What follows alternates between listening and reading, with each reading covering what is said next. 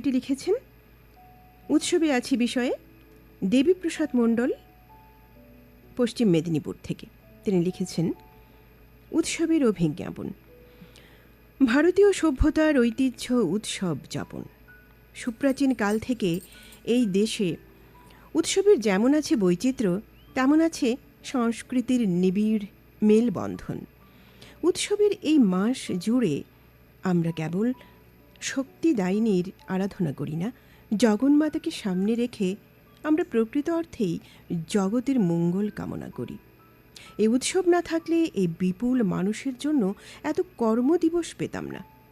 উৎসব আয়োজনের আড়ালে আছে লক্ষ লক্ষ মানুষের জীবন জীবিকা।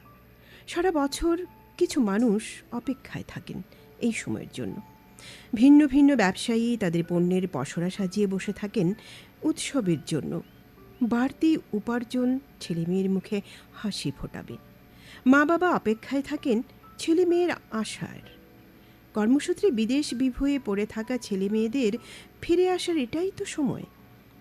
তাই উৎসব লাগে দৌড়ে দৌড়ে।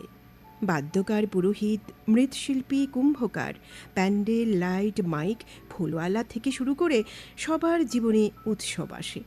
এ বিরাট অঙ্কের আয়োজনে আসলে সব শ্রেণীর মানুষের একঘেয়েমি কদর্য জীবন থেকে আনন্দে উত্তরণ। এটাই উৎসবে থাকার আসল মন্ত্র। সর্বকল্যাণের নামই তো উৎসব। উৎসবের আনন্দধারা প্রতিটি জীবনে স্থায়ী হোক।